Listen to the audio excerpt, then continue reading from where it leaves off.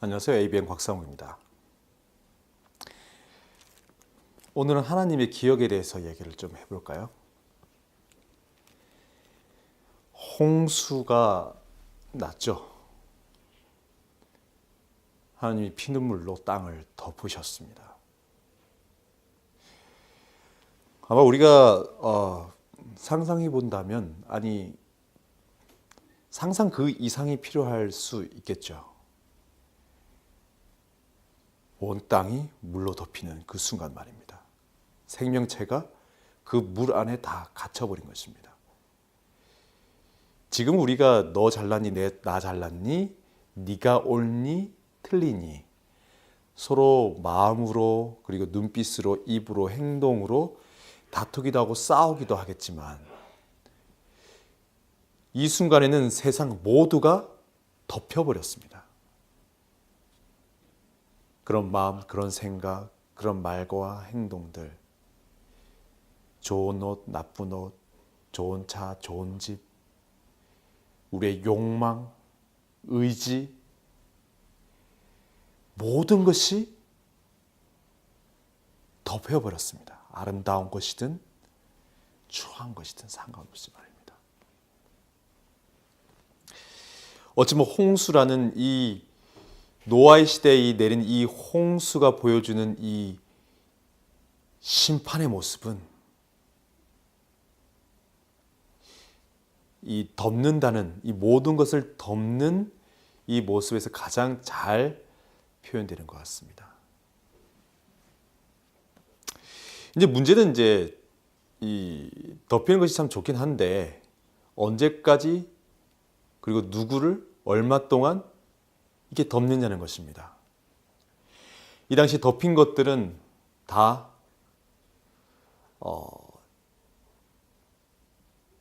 죄의 흔적을 가지고 있었죠. 다 덮여버렸으니까요.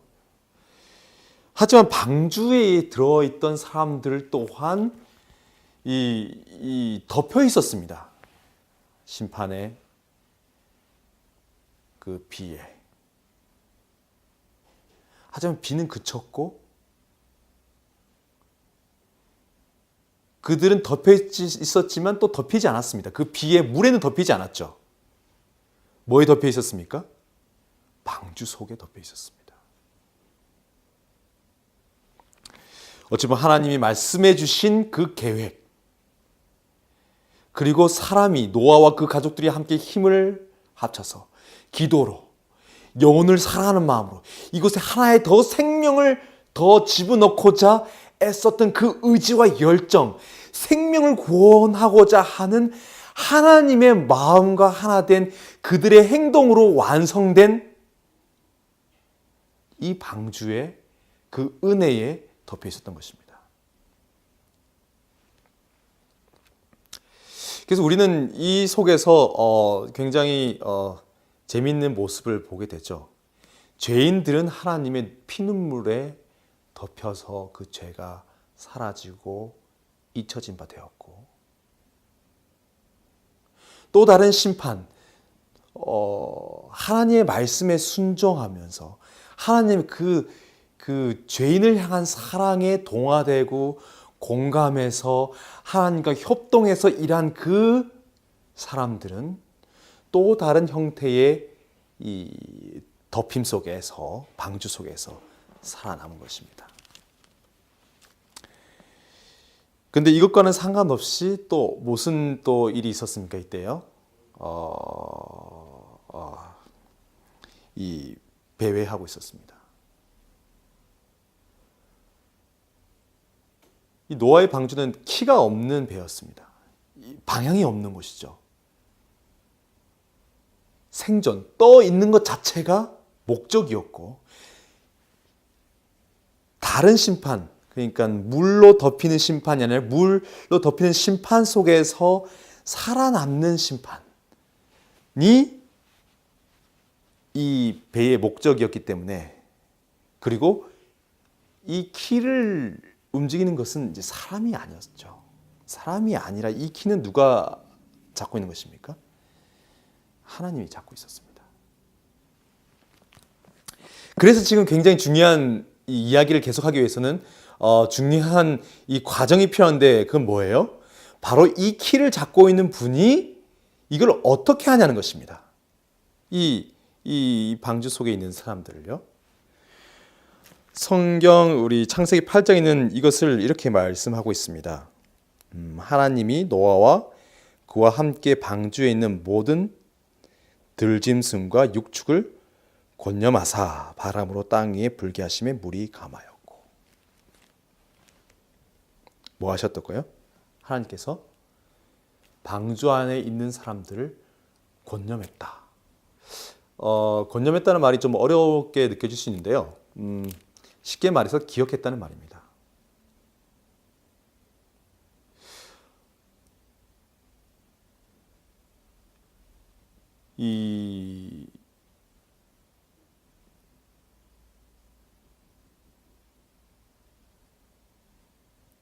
우리의 희망은 하나님의 기억에 달려 있습니다. 하나님 고통스러우시겠죠. 자기 자식들을 친히 그 손으로 다 묻어버렸기 때문에, 다 덮어버렸기 때문에. 한번 생각해 보십시오. 진심으로 내가 사랑하는 자식을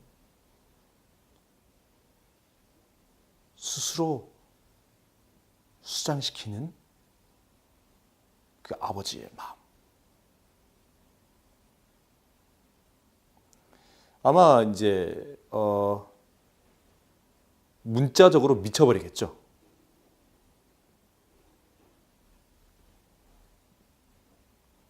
아무도 그 순간 아버지 하나님을 건드릴 수 없었을 거예요. 이 말을 걸길 수도 없었고, 진정하세요. 왜 이러시나요? 채통을 지키세요. 이렇게 말할 사람 없었을 것입니다. 아빠 하나님께서 막 소리를 지르고 울부짖고 세상이 찢어질 듯이 괴성을 지를 수도 있었겠죠. 그 고통 때문에. 어찌 보면 그러한 묘사가 되어 있지는 않지만 이 하나님이 기억했다는, 하나님이 적극적으로 자신의 행동을 여기에 표현해 놓은 것입니다. 이 모세에게 계시를 통해서. 아빠 하나님 뭐 하신 것입니까?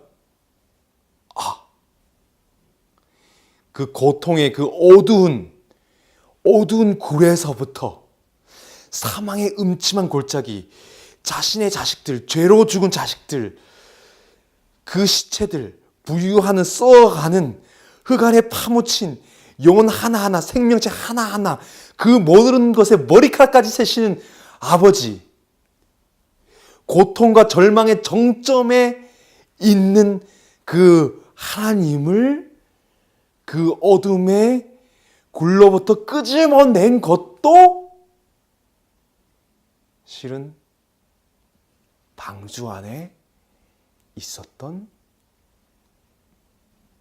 사람이었습니다. 어찌 보면 아빠 하나님은 이 모든 인류를 그 물 속에 수장시키는, 그 어찌 보면 스스로가 미치지 않고는 할 수 없는 그 고통의 그 굴 속에 들어가면서 자기 스스로를 구원할, 자기 자신을 그 굴에서 꺼집어낼 그 비상탈출구를 만든 것일 수도 있다고 저는 봅니다. 그것이 무엇이었어요? 그것이 방주 속에 있는 사람들이었습니다.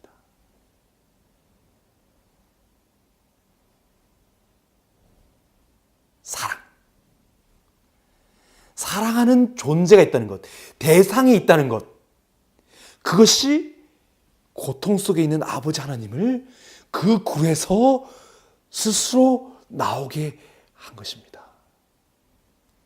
그리고 그 행위를 모세는 어떻게 표현하고 있어요? 권념했다, 기억했다. 나를 기억하신 것입니다. 나를.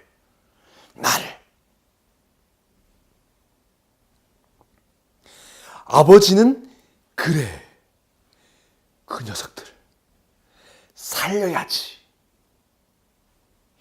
다시금 사랑의 대상에 대한 아버지의 이 막을 수 없는, 멈출 수 없는 그 사랑의 의지, 사람에 대한 그 희망, 그 희망이 다시금 인류의 역사를 진척시킨 것입니다. 그리고 곧바로 아버지는 이 걷어내기 시작했죠. 물을 걷어내기 시작했어요. 왜요? 살려야 되니까. 우리 자식들 빨리 농사 지어야 되고, 그렇죠? 집도 지어야 되고, 예? 다시 살려야 되니까. 이분은 다시금 이게 이 활동을 시작하시는 거예요. 뭐 하려고? 살려야 되니까. 왜요? 사랑하니까.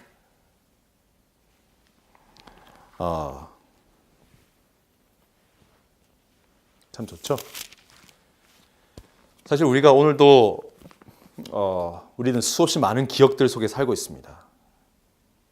나를 괴롭게 하는 기억. 그 기억을 만들어가고 있죠. 오늘도 우리는 나의 행동, 말, 생각을 가지고 누군가를 향한 그 감정의 표현을 통해서 그것이 처참한 기억, 추한 기억, 아름다운 기억, 뭐 잡다하게 기억을 만들어가고 있습니다.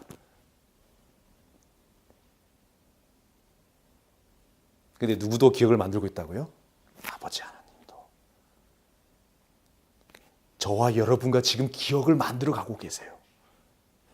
아버지 하나님의 그 머릿속에는 실시간으로 우리의 머리카락 숫자와 함께 우리의 표정과 정서가 그대로, 우리의 느끼는 감정이 그대로 기억되고 있는 것입니다.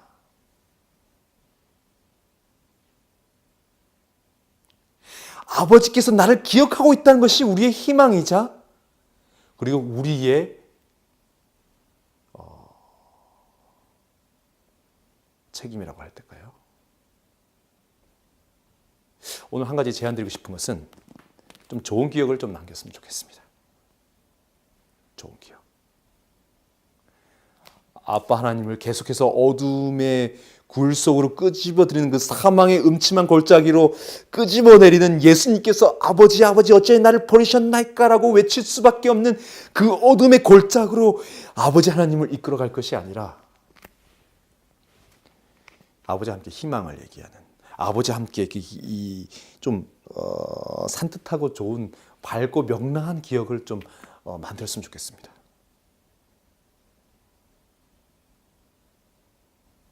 힘이 되게. 그리고 하나님 아버지가 제일 좋아하는 기억은 어떤 기억이라고요? 함께 예수님처럼 사는 것입니다. 예수님의 마음, 아빠의 마음을 이해하면서 예수님께서 하셨던 것처럼 함께 예수께로 가는 것이죠. 예수님과 함께 아버지께로. 아버지, 저를 기억하신 아버지, 제 이름을 기억하신 아버지,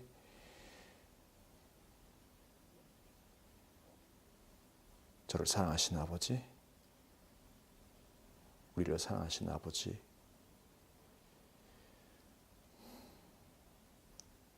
저를 기억해 주셔서 감사합니다. 저를 놓지 마시고 계속해서 이끌어 주세요. 예수님 이름으로 기도드립니다.